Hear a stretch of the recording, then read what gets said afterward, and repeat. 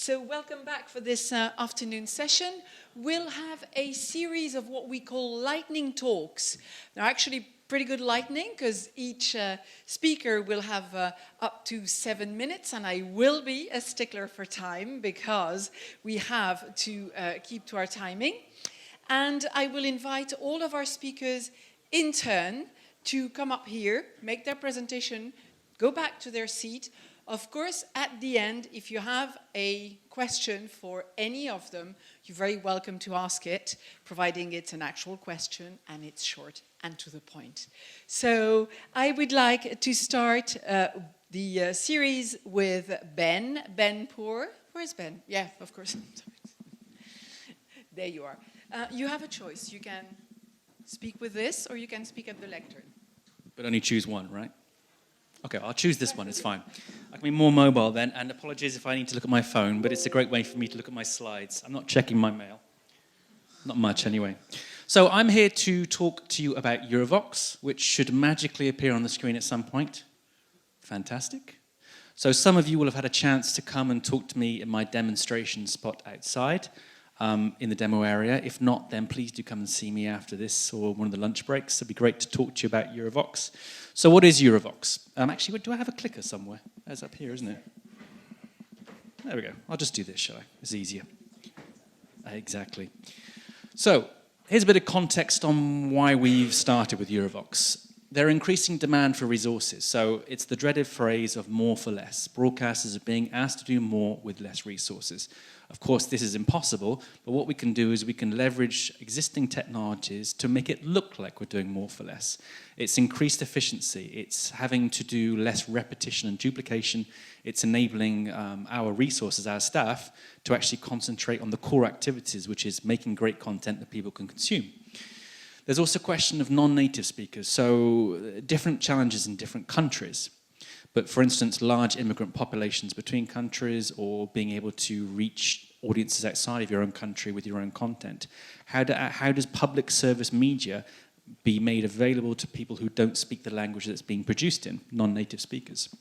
There's also speed and coverage. So it's no great surprise that modern news is dominated by other platforms than traditional broadcasters, that getting the right news to the right people first is important. But of course, public service media has obligations of trust and quality that they need to maintain.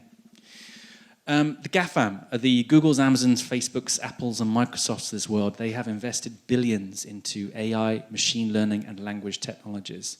They are using these platforms to leverage what they can do in the future. And they are increasingly also becoming competitors for creators of content. So Apple, for instance, looking to create its own content. Netflix, not in this list, but they certainly are big content creators currently. Is that a threat to established public service media? There's also excellence throughout the EBU membership. So lots of different broadcasters, most of the members are doing things in this area of language, AI, and machine learning. But we work better when we collaborate together. Actually, working together is one of the EBU strengths, as it is for any organization of this scale. Can we do things to collaborate and bring these technologies together for the betterment of all of us? So this is why, if this works, there we go, backwards. We created EuroVox, the strapline for which is a public service media ecosystem for transcription and translation, allowing citizens easy access to content in their native language. So I want to explain a bit more about what that actually means. I'm going to point in random directions. So the high-level vision for... Actually, is it front or back?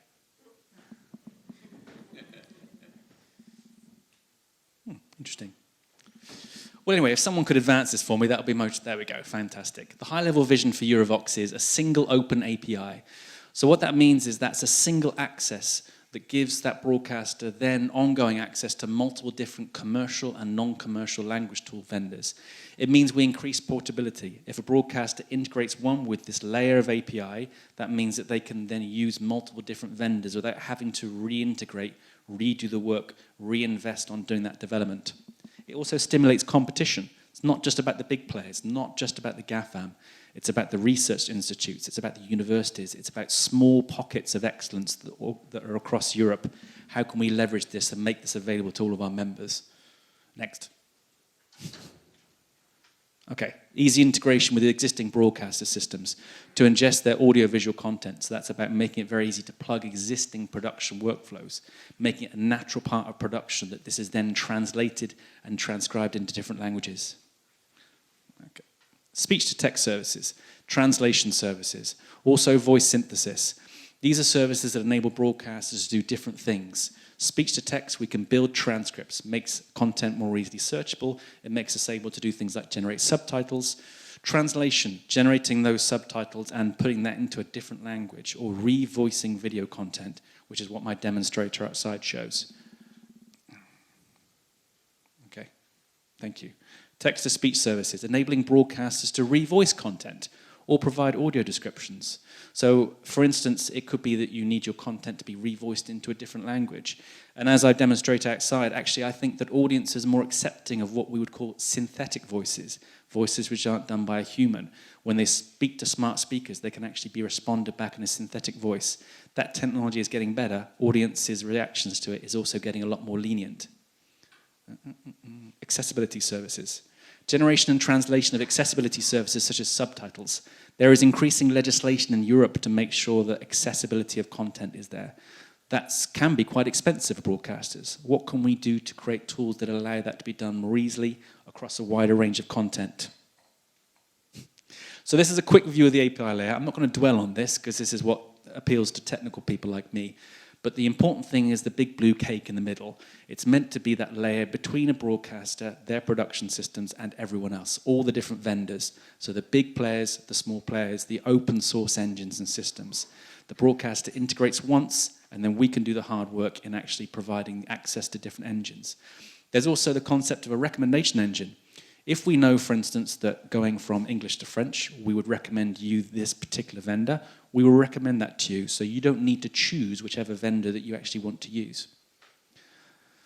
So some of the unique selling points, which I'll go over very quickly. There's a unified layer across existing vendors, implement one interface, and then use multiple vendors, reducing time and cost.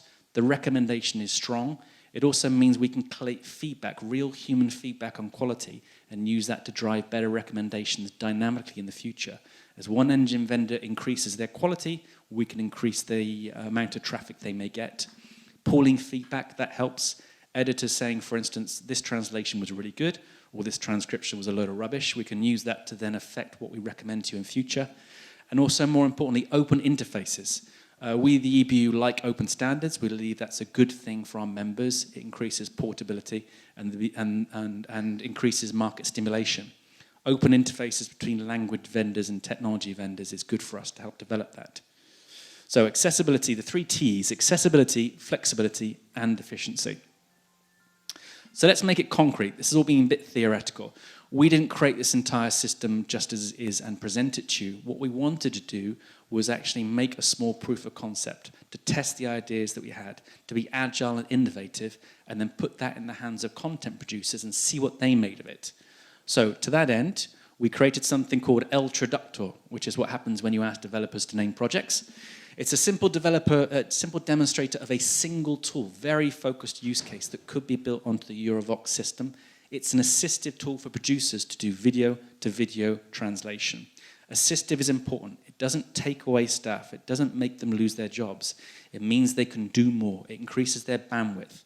They can actually translate more content than before. It transcribes a speech, it translates it, and it generates a new video. It allows editors to correct that. So once the system processes the video, the next job is for the editor to check the transcription and the translation. And it provides, at the moment, simple access to Amazon and Google. We will add more engines. You can then download that, publish it to social media, Twitter, YouTube, Facebook, along with subtitles.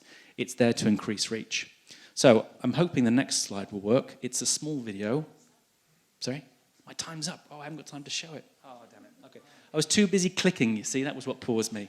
Fantastic. Anyway, I'm happy to show you this video. EuroVox allows public service media content to be enjoyed by anyone, regardless of their native language. It will be a toolbox for transcription, translation, and voice synthesis, designed to be used by broadcasters within their production workflows. EuroVox permet à tout le monde de diffuser des contenus médiatiques de service public, quelle que soit sa langue maternelle. El Traductor is one of these tools. It's an assistive tool for news producers to easily create multilingual content, for example, to publish to social media, to increase audience reach. After selecting the target language and uploading the audiovisual content, the tool will first transcribe and then translate the content. Of course, this is never perfect, so the tool gives the ability for an editor to manually correct both the transcribed and the translated text afterwards.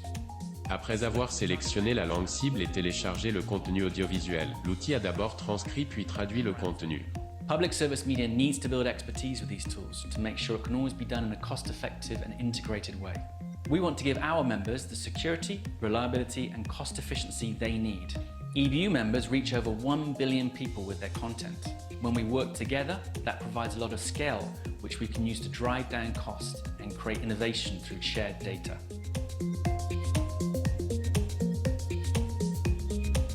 Wonderful, thank you. That took about 100 takes, by the way. Thank you very much.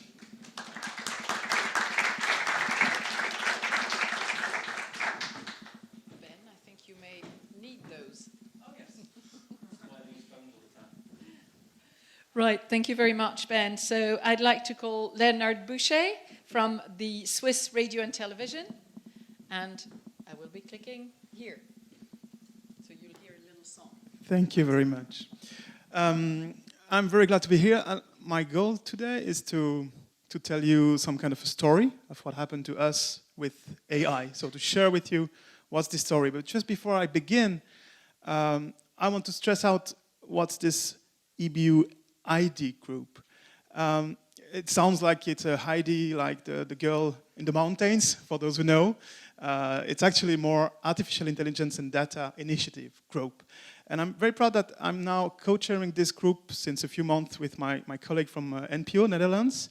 And we'd really like to collaborate. And I think it was a theme this morning, general collaboration. It's a theme about, that just sounds to be really, really common from all the presentation here. And it really resonates to how our journey is also ending up with. So now, why it does resonate for us, if that works. Yes, it does. Great. It resonates for us, this collaboration mode, because within our organization, within the Swiss Broadcasting Corporation, I'm head of data and archive service, and that's the reflection of our organization. And within that organization, you see these little 3 things here, which are actually our strategies. Very simple and short strategies. And within this strategy, you see an open archive strategy, an open data strategy, and an open collaboration strategy. And we really think it's actually extremely important to have that kind of openness and collaboration. And the main reason why we think it's important, it's on the next slide, it's this. We think, if you didn't figure out, we are probably the small there. We may be eaten by a bigger fish than us, and we don't think that if we come together, we'll never achieve actually eating that big fish. But if we come together, somehow, maybe we'll be a bit significant for this big fish.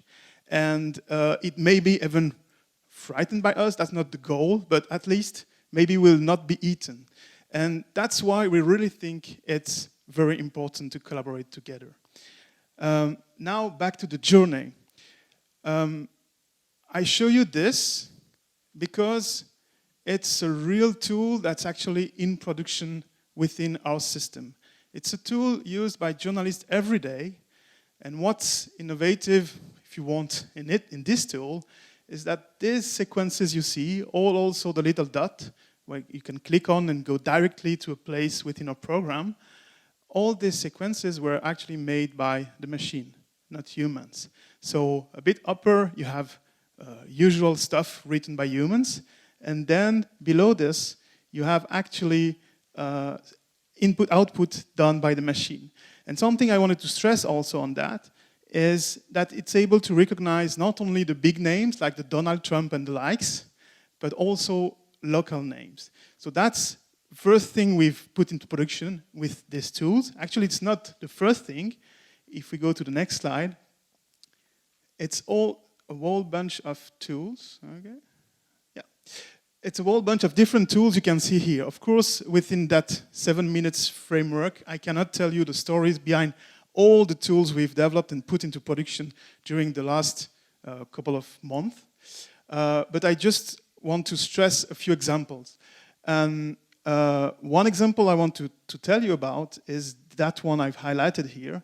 So now with the AI tools we've put into production, we are able to do some kind of visual search. I think there is no other broadcaster in the world actually able to do that right now within its own archives. And what we can do is when we don't have any metadata at all within our content about, for example, Mattia Binotto, I'm told that it's the new head of Ferrari or something like that. And I can assure you that we have absolutely no metadata at all about this guy. But what we can do now is we can select a picture from Wikipedia of this guy and upload it to the system and search directly and get results directly of him speaking or appearing on screen on our archives. So that's one of the use cases that we are able to solve within that framework. We can also look for building, we can also look for different scenes, like when is an interview starting, etc. So we are now able to do quite a lot of different things, and I don't have the time to show you every one of them, but I'm very happy to show that to you directly if you want after the stage. And what's very important here is that, yeah, we've been able to put these tools into production and productive systems in a very short time frame. Another one we've put, and I just want to emphasize this one, and then I go on to the key learnings of that journey, is a gender identification tool. So that's a tool that combines different machine learning algorithms to understand who is actually speaking, who is interviewed, and is it a male, is it a female, and what kind of statistic we can have regarding that. Now, what did we learn about that on that journey to AI? Yeah, the first thing I wanted to stress, yeah, perfect, don't move, stop, okay. The first thing I wanted to stress out is we start with real problems. So the first thing we've done is solving real problems of real users. Like journalists cannot access that kind of content so easily, so just try solving real problems. The other thing we've done to really leverage the power of these new tools is both having right people and the right framework within them. I couldn't stress that more than anything, because really it's both. It's both together. It's not only to have the right people, it's not only to have the right framework, it's making them work together well. And the last thing I wanted to stress is we have, within our public service media, we actually have a lot of value for these new AI tools. And if we manage somehow to collaborate on this value, on the data set, on the algorithm, on all the creativity we have within our teams to do that, we may be able to actually be a bit significant in the terms of AI for public service media. So that's what I wanted to share with you, and I'm just out of time. Thank you. Very impressive. Not just the presentation, but the timing on the dot. Absolutely on the dot. Right, our next speaker now, you know, the standard is set. You know what you have to do. Our next speaker is Olaf Steenfadt from Reporters Without Borders. You can choose also. Hello everyone, thank you very much for having me. So let's talk innovation. And if we speak about innovation, immediately we think about technology, right? Or in the domain of media, about content and probably the nexus between the two. Now, as Karen mentioned earlier today, what about ethics? And I would like to speak a little bit about innovation in ethics, which might sound a little bit awkward because you would believe, and I do believe actually, that ethics are universal, cut in stone, the 10 Commandments. So where does innovation come in? Probably a little bit in the field of how do we apply ethics and how do they play out in our digital environment. And this is what the Journalism Trust Initiative is all about. I'm going to present to you. By the way, this is not a PowerPoint, but a live website. You're invited to just check for yourselves at jti-rsf.org. Unfortunately, I cannot operate this website from here, so we have invented a very innovative ad hoc human intelligence, voice-activated, blockchain-driven interaction between the two of us to run this. But this is basically, as the title suggests, all about trust and how, as media outlets, we can earn trust with our audience, and where needed, how we can reinstate trust where it is lost. And this is a very collaborative exercise. We've been working with more than 120 stakeholders, media outlets, regulators, governments, big tech companies, academia, regulatory authorities, press councils, including the EBU as well. And it is a very European initiative as well, which we believe is also important because we see many, many activities in this domain coming from the United States. So why is this important? I will not speak so much about the problem because I think everybody kind of knows what this is all about. Just maybe two quick footnotes here. We really try to avoid the term F*** news or have a big knot in our stomachs because, as we all know, this very term is part of the problem as it's being weaponized against journalists, pretty much. So this is actually also about language. And mainly, if we look at solutions, there are two main approaches to tackle this problem.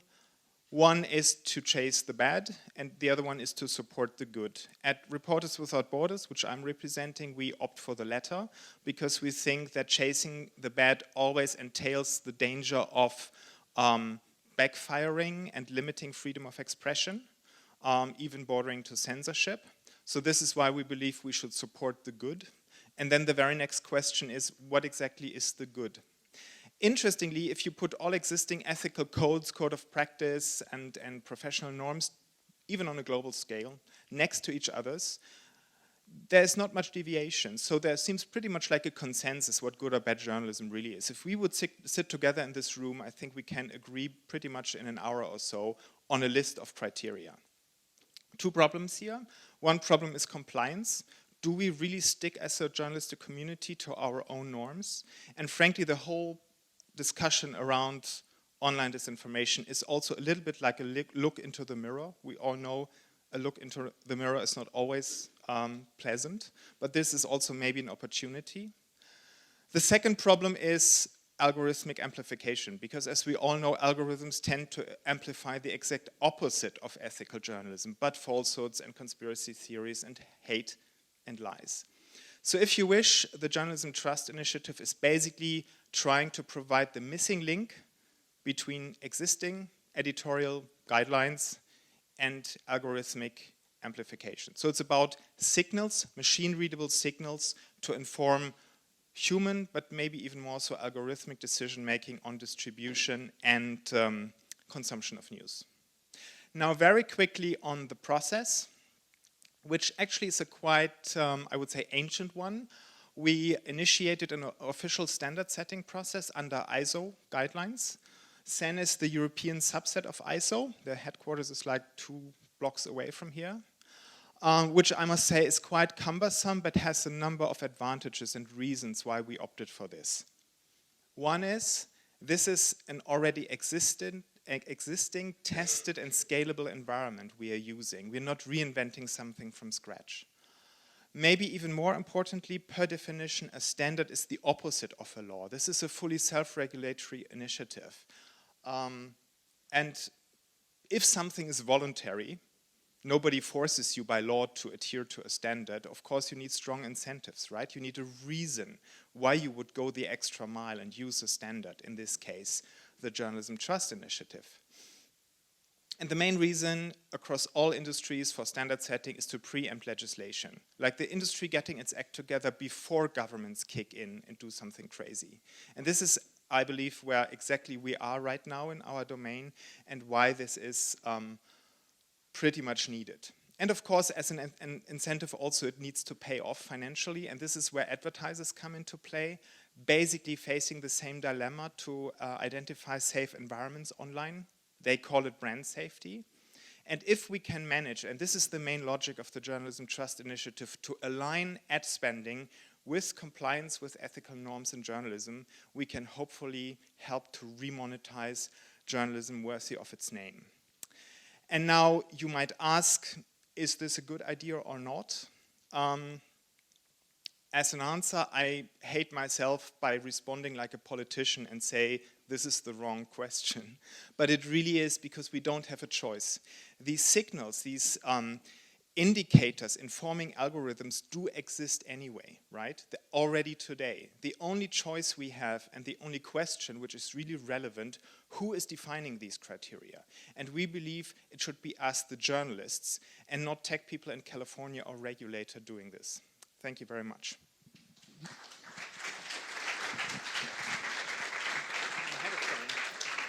Exactly, ahead of time. This is getting better and better.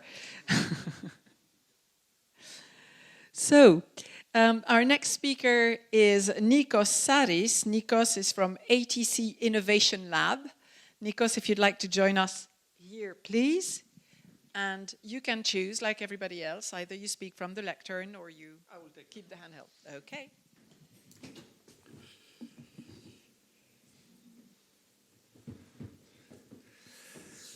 Hello, I'm here to talk a little bit about the SOMA project, the Social Observatory for Disinformation and Social Media Analysis. Click. No, click. Click. Okay. SOMA is a CSA project, a coordination and support action, as MediaRoad is. It has just completed 1 year of operation, and it has 5 partners together with us, ATC, who are coordinating this project. Click. Click. Okay, I found the right one.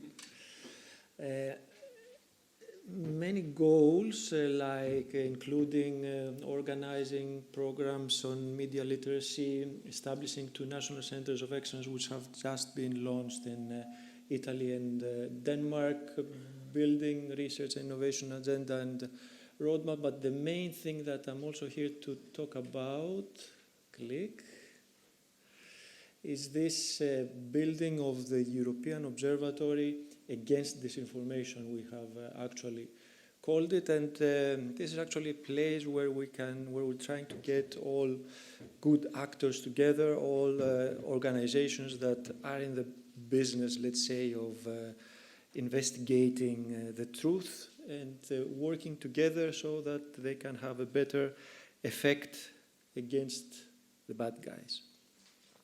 And what do we mean, how do we intend to build this? How we have already actually established this observatory. We are providing a technological infrastructure to facilitate this, which is based on a collaborative platform for verification, which we have built together with Deutsche Welle, the company I work for, ATC, together with Deutsche Welle, and it's been in operation for around 3 years now, and it's used commercially by several organizations. So we are making this collaborative platform available to the community, together with other tools like Truthnest, which is another tool that we have built that provides detailed Twitter analytics on sources in Twitter, helping users assess the trustworthiness of sources on Twitter. And we're putting all that together and making it available to the community to the members that have already joined the observatory. Some questions that may come to your mind. These tools, as I said, are commercial tools. They are used by commercial partners, but in this context, they are provided for free to the members of the observatory for collaborating within the observatory. The work that is being carried out belongs to the party that carries it out, so they do not transfer any rights of the work that's being done within the observatory to anyone. The European Commission is involved only as an observer, let's say. They are funding the project, but not the actual fact-checking process. Of course, we are not intervening. We will never intervene, not us or the European Commission, to to the work. We're just there to facilitate with the technological infrastructure and with operational support. And we're not competing with any other initiative. The members are just taking part of in the community, and we announce them as being a part of this community and publish links to the findings of everything that is, all the investigations that are carried out through the observatory. But of course the findings are also channeled through the channels of the individual members, the fact checkers and the investigators. You're not, people who join are not signing anything for now. We just do a quick background check so that we can have a quick check to see that these are not malicious actors that come on board, but we are working on some more strict regulations for participation, which will take effect in the next months.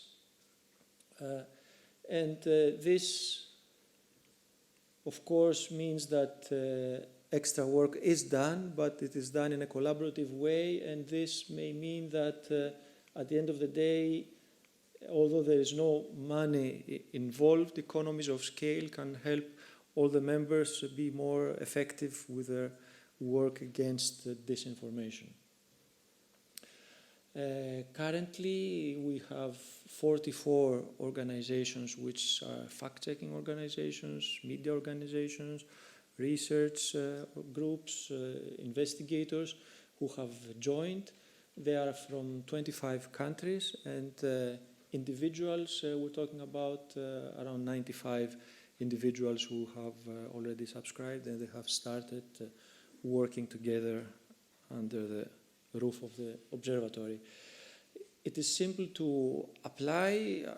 I'm sure many of you here are organizations that are in this area of fighting disinformation. So if you also like to be a part of it, it's just a simple application that you fill in so that we can see what your organization is about and what your work is about. And after that, you are given access to the technological infrastructure, to the platform, and you start working together with other partners. This is the SOMA consortium, these 5 partners. Pagella Politica is the fact-checking organization of Italy, who is operating the actual process of the observatory of investigations. And I hope that I have met your expectations with timing. Okay, thank you. Absolutely. Thank you very much, Nikos. Thank you. I would like now to call Darko Ratkaj from the EBU Technology and Innovation Department. Your choice. This or that? Something is singing. So, good afternoon, everybody. I'm here to talk about 5G Media Action Group. But before that, okay, so it's a complicated device. I don't know if it's a 5G one. Let me try. It's a green button that should work. Right, okay. So, a bit of a background. What do we know about 5G? So, is there anybody in the room who does not know what 5G is?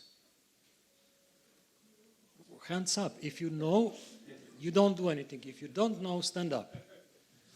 Right, very good. Everybody knows. So, except me. So, please see me afterwards. I'd like to understand what 5G is. This is what we have learned. 5G is about a triangle. And the triangle indicates different types of applications that 5G is supposed to enable. So, the top end of the little triangle is about mobile broadband. So everything that you know about wireless broadband that you experienced is only going to get better, because 5G is much better than anything that we have so far in terms of technology. But that's not all. 5G is a very, very versatile technology, and it can enable different other use cases, in particular the industrial ones. Now, the diagram here is one of my favorite ones, and it comes from Nokia. That's this Finnish company that started by being in a wood production and then eventually evolved into communication. So this is a global infrastructure provider for mobile communications and other things. So this is how they present 5G.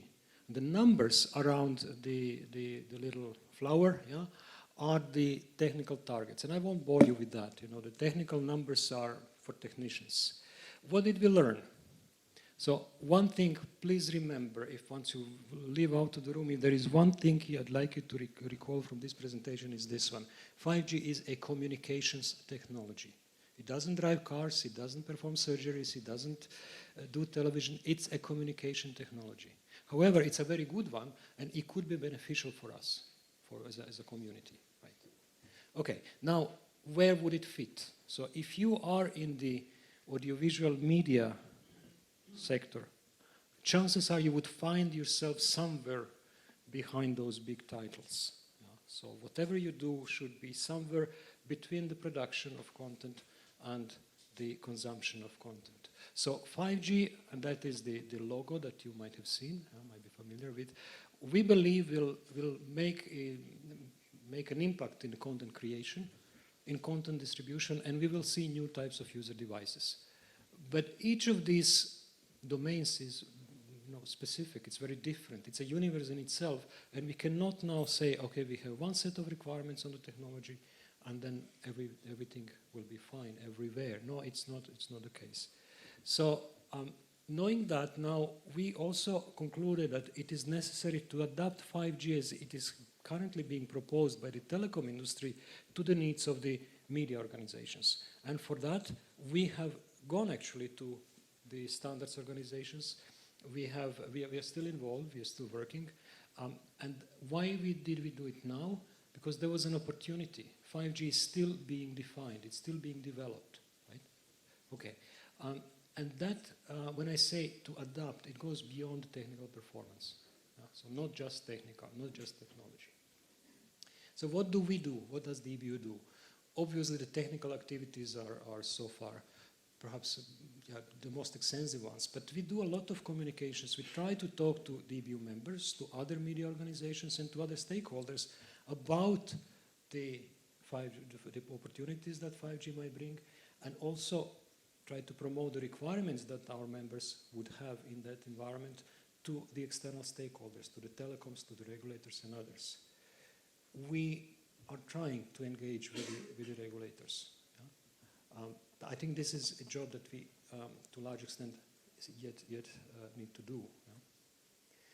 All of this aims at enabling the use of 5G by public service media, but also by other media, because the requirements are not that different, in a sustainable way, for both production and distribution.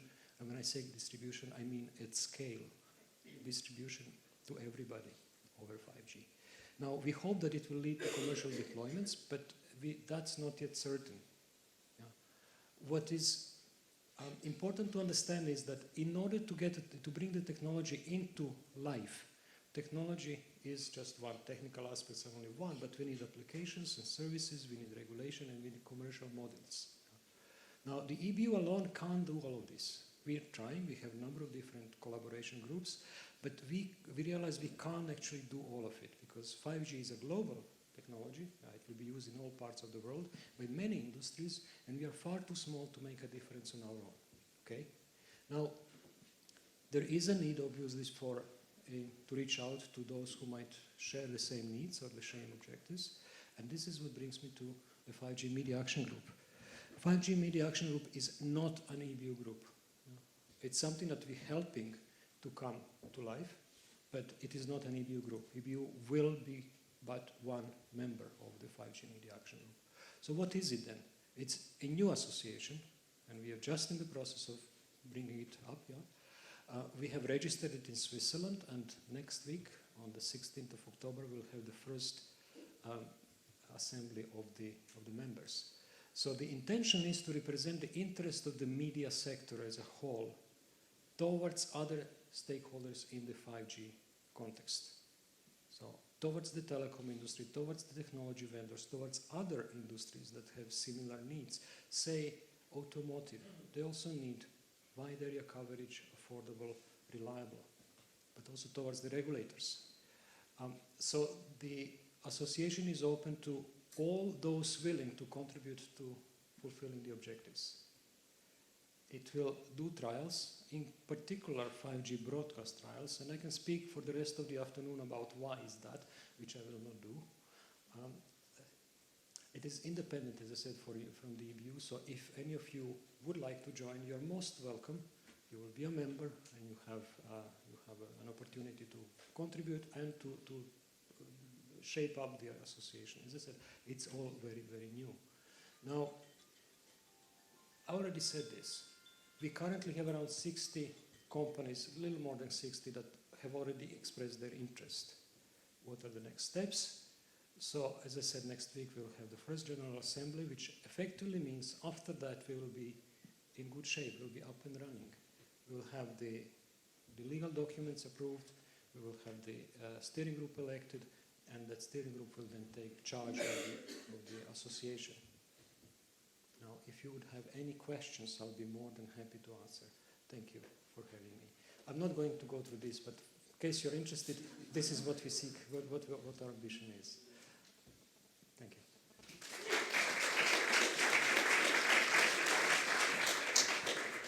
Thank you very much also for sticking to time, Ratko. We have now Laura Saenger. Laura is from TVN Connect, and your choice. I use this one. Okay, Thank you. here's the toy. Perfect. So, hi, I'm Laura Saenger from TVN, which is a film production company from Hanover in Germany, and I will tell you something about my favorite topic, which is immersive media. So, TVN is one of the main internationally operating TV production company, and in my department, where I'm head of, we are focusing on virtual reality and immersive media in general. So as you can see here in my back, we had the chance to produce a lot of very different projects, like we produced a full dome movie for edutainment, or we are doing 360-degree live streaming for the telecom, or we also produced a 360-degree video for the European Central Bank as well. So one of the main questions I was always working on as a filmmaker was how can we use innovative media to, or for reasonable and for sustainable solutions that can make a difference in the various fields of education, science, and environment. So how can we use immersive media to reach our audience in the most intense way and to bring our users in touch with the content? So let's take at first a look on immersive media. What is immersion? Immersion comes from the Latin word immergere and means the total diving into another virtual world. And that's why I love this medium so much, because it turns upside down everything we learned about composition and our perception. So it's a very special media, and it can be, for example, 360-degree video or virtual reality, which means that your digital environment shuts down totally your real world. Or it can also be augmented reality, which means that the digital content comes on top of your real world. So, for example, as you can see here, there could suddenly appear a seal in your exhibition ground. So, of course, there now exist a lot of different kind of virtual reality headsets.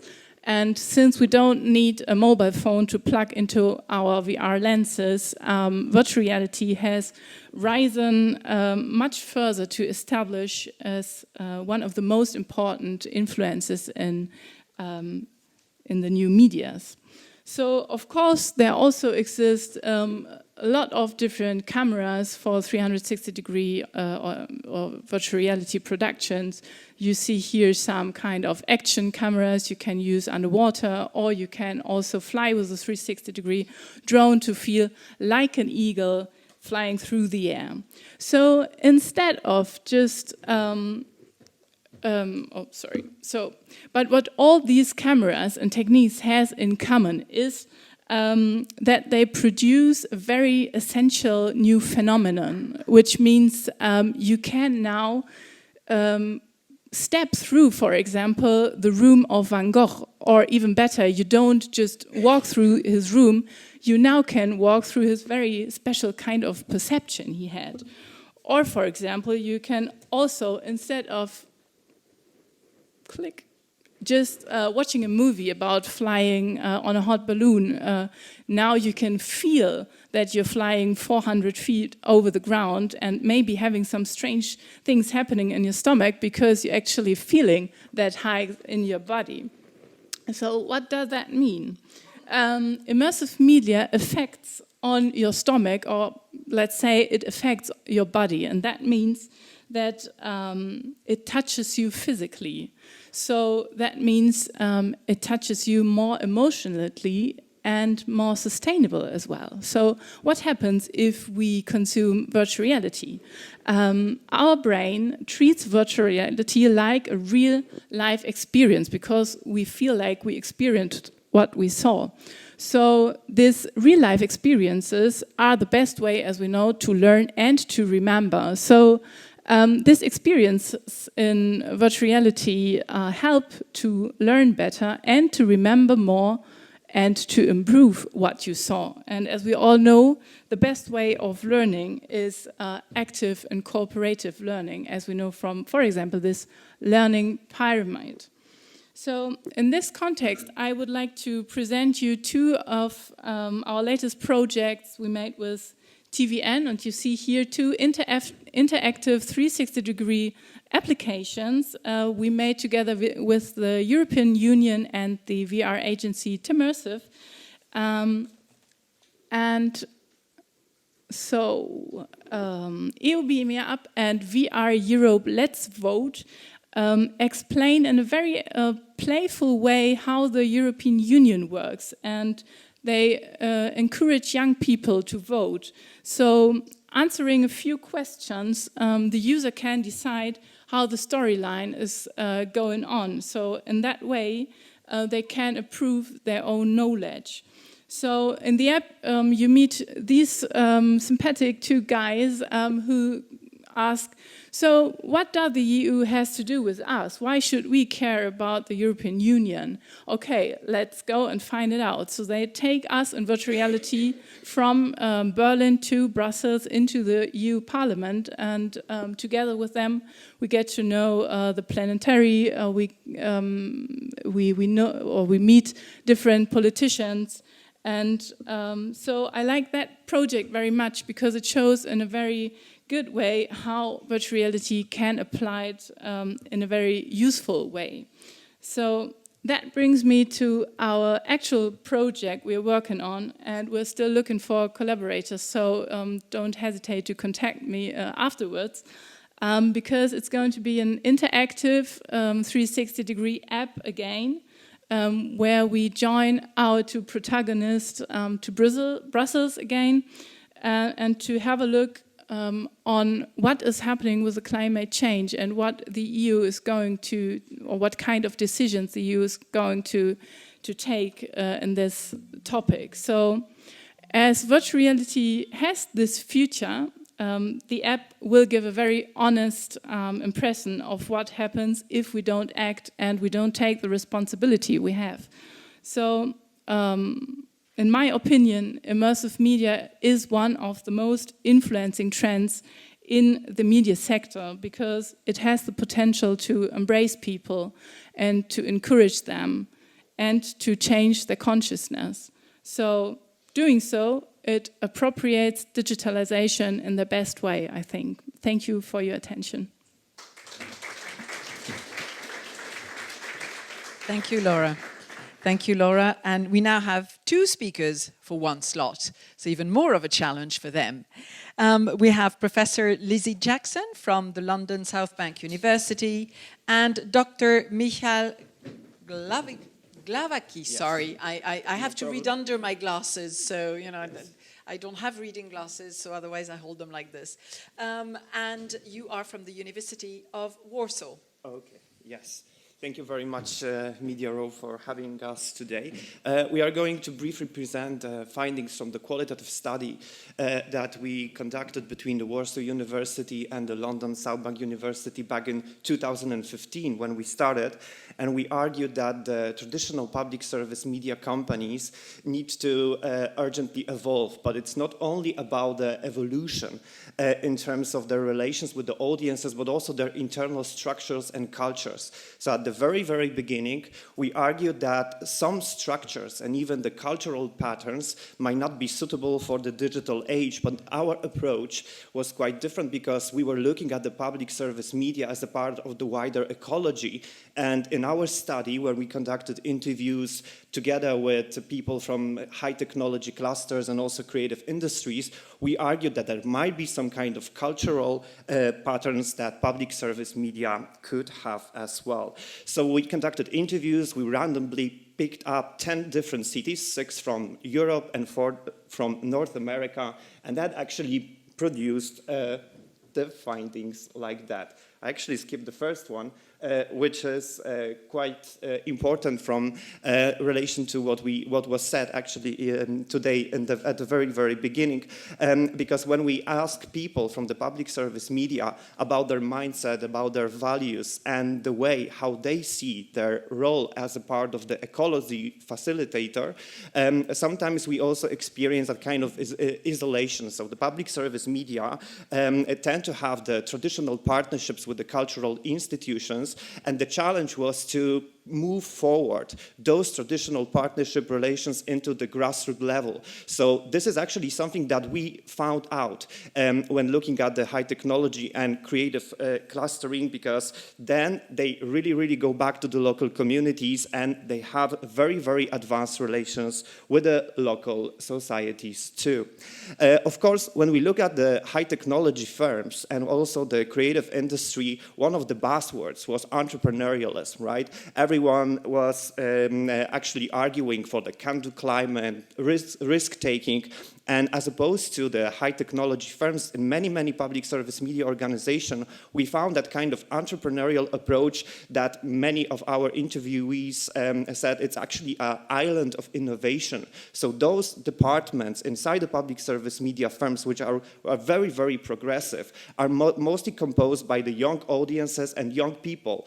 And this is where the change inside the public service media firm happens. And what was also quite critical from our research perspective is that many of those entrepreneurs, they are claiming that we want to change the world, right? So many mission-led companies are actually something that needs to be taken into account for the public service media model to go forward.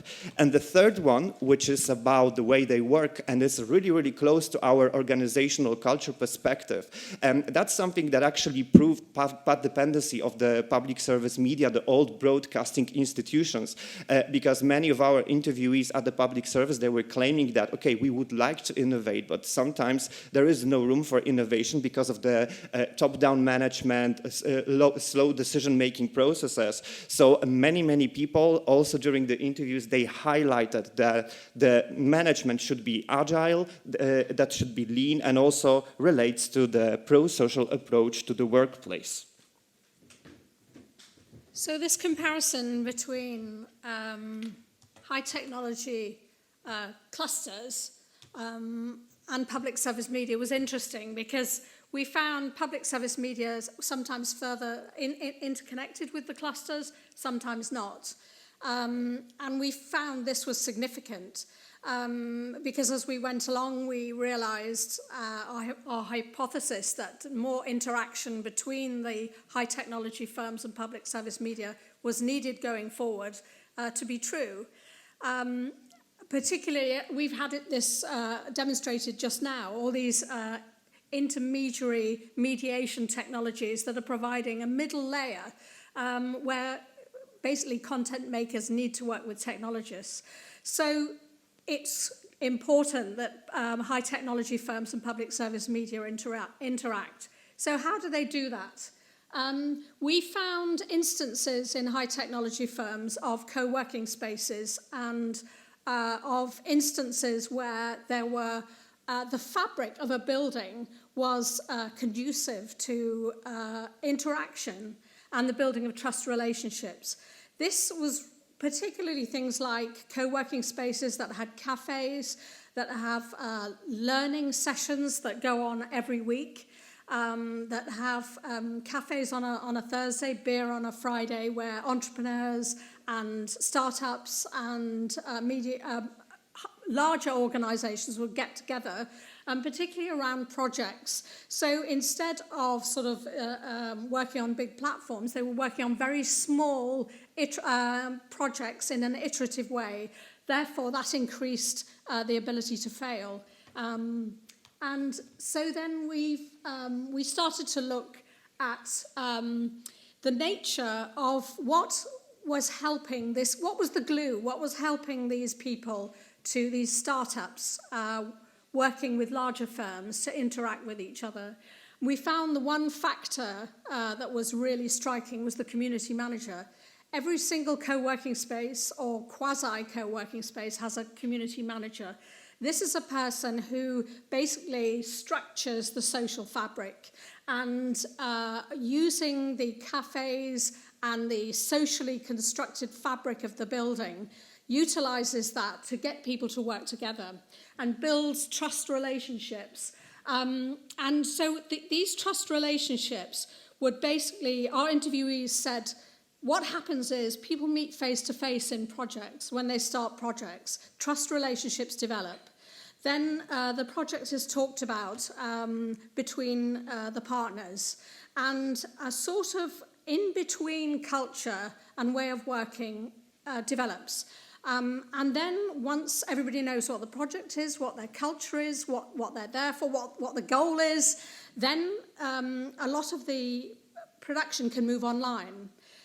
Then they also said to us that when there are problems, they go back to face-to-face. So these co-working spaces are very significant. And we also found there was a data layer that was particularly significant as well, and online communities are significant.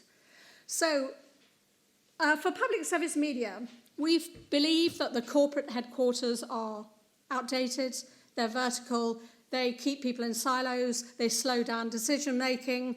What is needed is co-working spaces and spaces with sociable elements. And so that pooling activities can come forward and can happen. And we've written up our report. You can have our report. You'll find it from our website, where we can go into these findings in more detail. But it's really the social glue and the culture is absolutely important to make all these collaborations going forward work.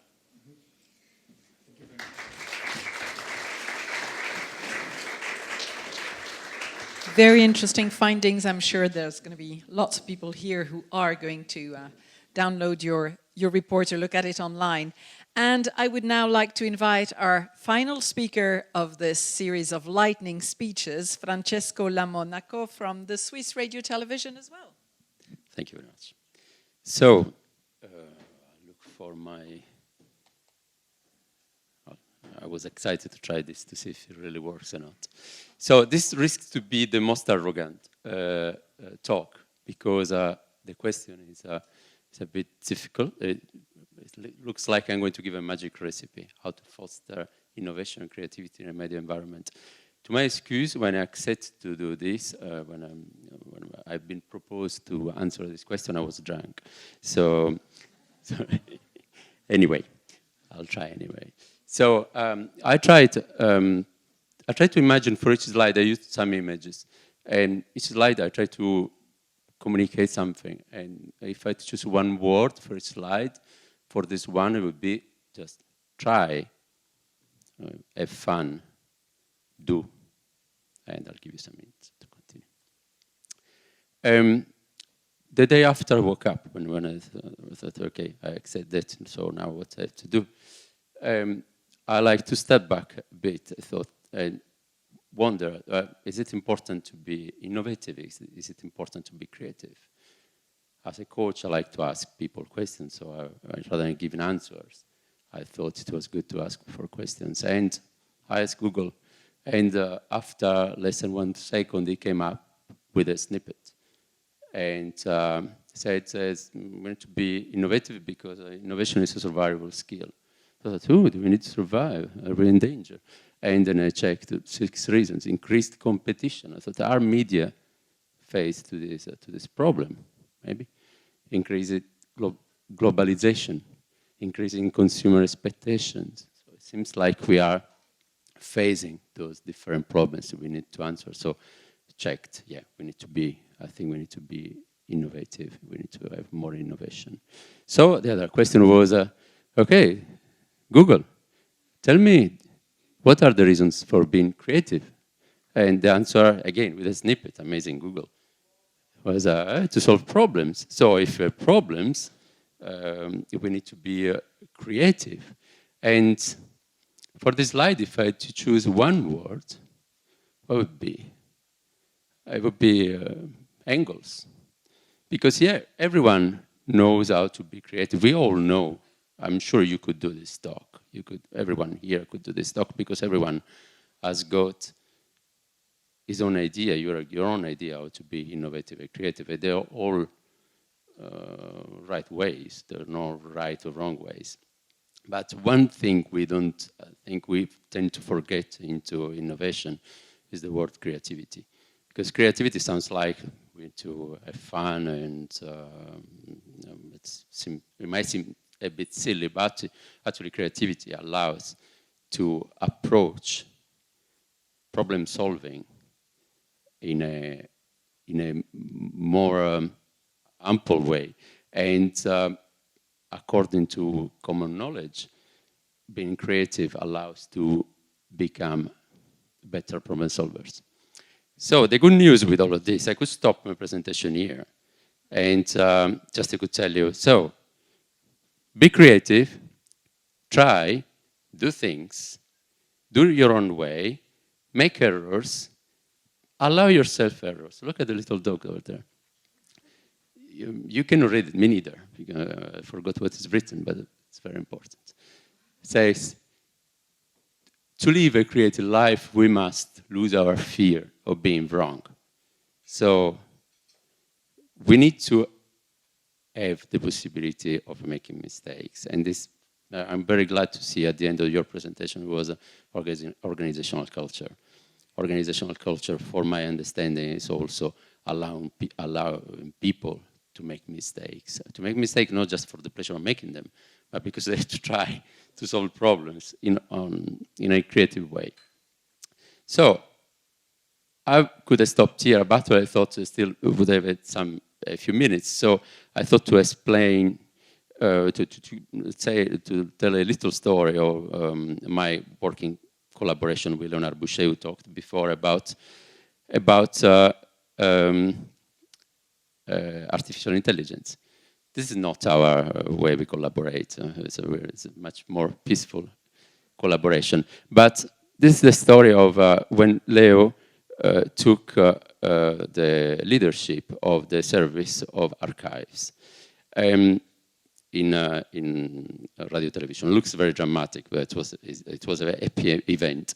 The problem with there was at the moment is that Leo had to find had to cut something as soon as I arrived into the post. You correct me if I say something imperfect. So you had to find around 200,000 francs. So it means you had to fire a few people.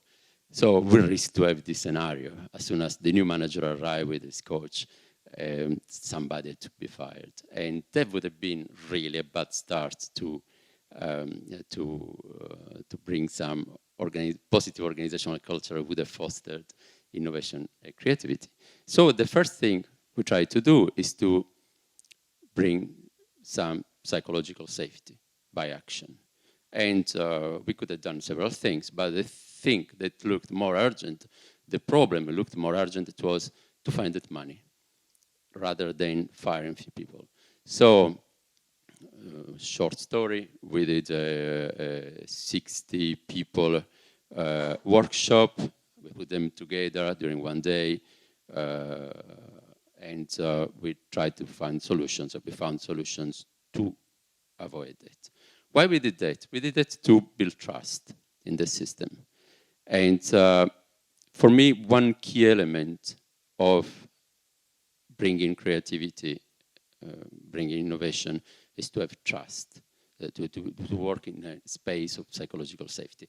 I don't think that an environment that is based on fear might create a lot of innovation, a lot of creativity. I might be wrong, because everything works. Found another image. I love this one. It's the light. I finished already. Wow. Fantastic. So, please excuse myself. It was very bad on time management. Short story. We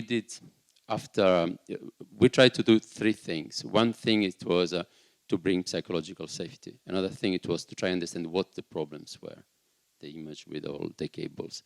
And then we thought that we had to change something on the organizational way, and we used holacracy. Holacracy is not a magical recipe.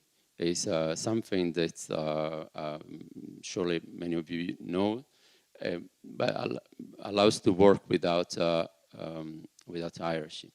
And we found some problems using it and some advantages. The problem is it's very difficult. It's, to put it, to make it working, allowed a lot of effort. 10% of people using it are still not fully convinced of the value of using it. The advantages are that it works greatly to create more innovation, more creativity, and the service that I was running is doing many beautiful things. And now why I try to tell you all the things in 7 minutes? Because I've got a dream. And even if it was too long to fit in 7 minutes, I really would like that people who are facing with organizational difficulties, I think that to foster organization, to foster creativity and innovation, need to think about organization. I think they should get together, and you do it already, so it's very good news. But if you think there is something I could share with you about our experience, if you think there's something we could take about your own experience, please come and have a chat with me. Thank you very much.